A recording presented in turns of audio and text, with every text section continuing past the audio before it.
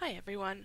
We are just going to talk about the types of data and the way we can collect data.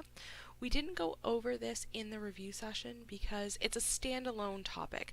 A lot of us got very well acquainted with these definitions and how to utilize them for our first quiz, and I didn't want to take up that time if it wasn't a major topic. So this is something that we can kind of learn on our own off to the side, and it's not going to impact our understanding of any of the rest of the course and those really quantitative numbers heavy calculations that we were doing in the session. So the first thing we have is our types of data. So there are 4 levels of data, and they're called levels because really we kind of build on to each one as we go up in levels. The higher up we go, the more types of analysis we can do. And any of the distributions that we work with that are continuous, we're actually working usually with ratio or interval data in those distributions. So we get quite comfortable with these types of data, even if we're not comfortable with the definitions of the data yet. So the first type of data we have is nominal data. So this is data that is discrete. Nominal literally means name, and it's our lowest level of data. We're going to go from low to high here. And so nominal data is anything in which we are basically saying yes or no. Does it fall into that category or does it not fall into that category? Which city you live in would be an example of nominal data.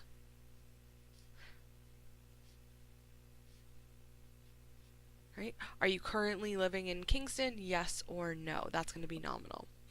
Ordinal, so one step up, and it's a step up because we can do more analysis with ordinal data than we can with nominal data. So ordinal data is data that has some kind of ranking or scale, but the key here is that the distance between those orderings are not necessarily equal.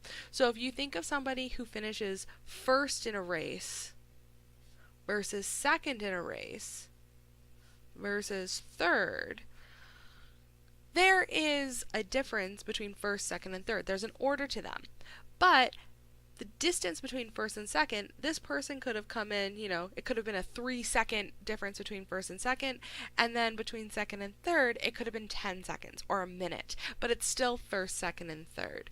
Ordinal data is also, not just races, but if you think of something like a 5-star restaurant, or our Uber driver. When we rank our Uber driver, we rank them at, out of 5 stars. But the distance between, what does it take to go from a 1-star to a 2-star as an Uber driver versus what does it take to go from a 4 to a 5, those are still 1 star, but the actual, distance and what it takes to go from one to the other could be vastly different. It's not some predefined way to evaluate someone.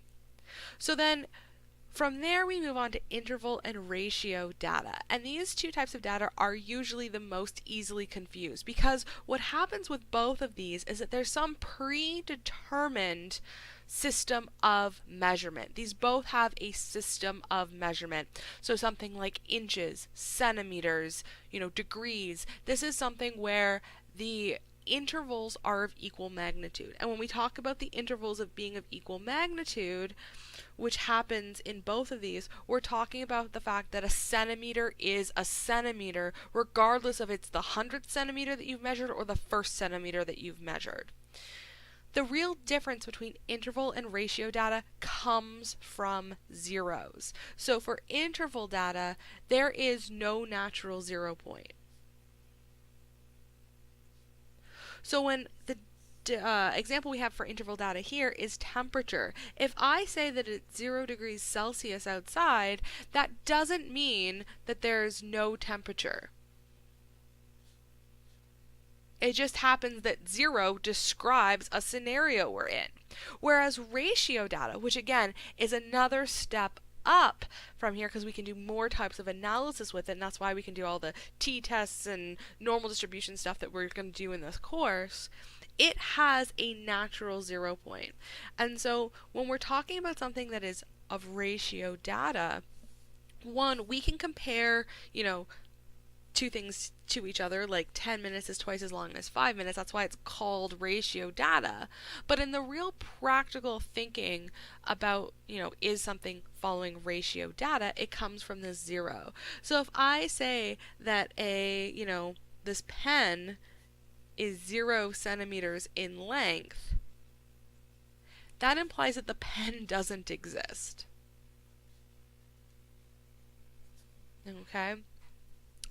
So we're really, whenever we're looking at data and being asked to assess, what data type it is, nominal and ordinal aren't too hard to determine, but interval and ratio can be more difficult to tell them apart. And so you always want to ask yourself the question, what does 0 mean in this scenario?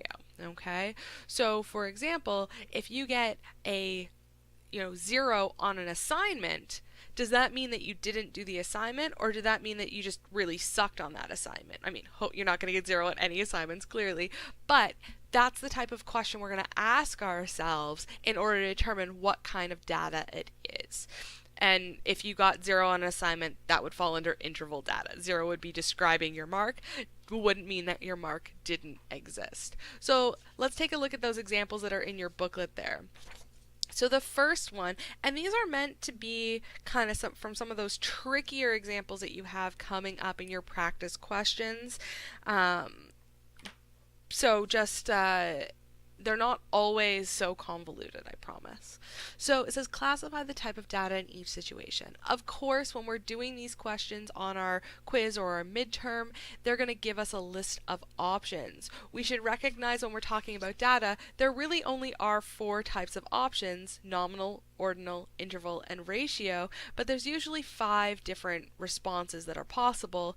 You can at the very least eliminate the whichever one that's on that list that isn't one of these 4. So sometimes it'll say something like, it's cross-sectional something or other data, and you're like, that's not actually a type of data that we're working with. So the time spent preparing a meal, this is something that we can measure in our predetermined types of measurement. So we know that this is going to be interval or ratio. So the question is it interval or ratio? What happens with the 0? So if I say that I've spent 0, let's say, minutes preparing a meal, that's going to mean that I didn't do any prep. And the absence of the attribute means that we're actually going to be dealing with our ratio data here.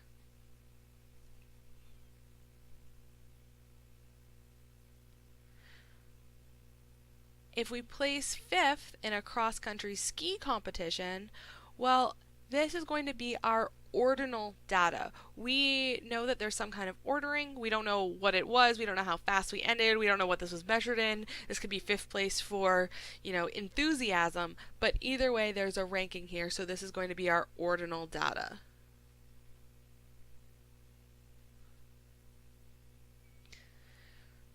Time since you drank your last coffee. So I put this one in here to contrast it with example number 1 there, which is time spent preparing a meal. This is time lapse. It's the time since we've done something. So again, we could also be measuring this in minutes just like number 1, but we have to think about, what does the 0 mean? We know this is going to be ratio or interval data. It depends on the 0. So if we talk about that time since we drank our last coffee, if I say it's been 0 minutes since my last coffee, this doesn't mean that we didn't have a coffee, right? It simply is describing the time since our last coffee.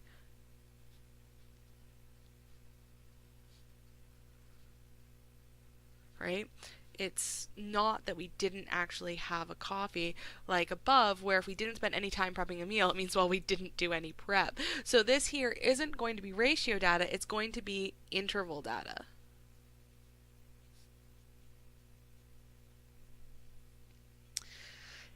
We talk about the length of a piece of paper. Again, so length, it hasn't given us the units that it's measuring in, but this could be something like centimeters. So this is a known type of measurement. So again, it's going to be interval or ratio data. And so we have to think about, what does that 0 mean? So if I say that a piece of paper is 0 centimeters in length, well, that's going to mean that there's no paper, right? The paper doesn't exist. So this is going to be our ratio data. You can also look at it in the terms of the idea of ratio, where a 5 centimeter paper is only half the length of a 10 centimeter piece of paper, but I find that it's actually quite difficult to determine between something like 3 and 4 if we focus strictly on that ratio definition. Always go back to the 0. So which section you are in Commerce, right? You might be in section 2 or section 4. This is going to be nominal data. Those sections might be numbers, but they're simply a name. You can say, are you in section 2? Yes or no. So it's going to be nominal. Now, it can be a little bit tricky to tell the difference between all of these. So something to keep in mind is that because these are levels of data and they build off of each other, when I'm dealing with nominal data, if I kind of have nominal in a circle here, everything from ordinal also contains nominal. And then everything from our interval data contains everything from ordinal, and it builds outwards. So if you're looking at something, you're like, yeah, but couldn't that also be nominal? Like if I came in 5th, place in a cross-country skiing, couldn't I say, are you 5th, yes or no, and that's nominal? It's true, but we could also move outwards one more to that ordinal data. So some people like to think about it in terms of this kind of contained within each other approach as well. So just recognize if you find yourself thinking, but couldn't it also be, we're trying to move outwards. All ordinal data could also be considered nominal. All interval data could also be considered ordinal. Like you could move down, but we want to push out as far as we can in terms of what we're dealing with here. So those are our different types of data, and hopefully that answers those questions that you have in the booklet there. The next thing we get to is our types of sampling, and so that's what's going to come up in our next little video.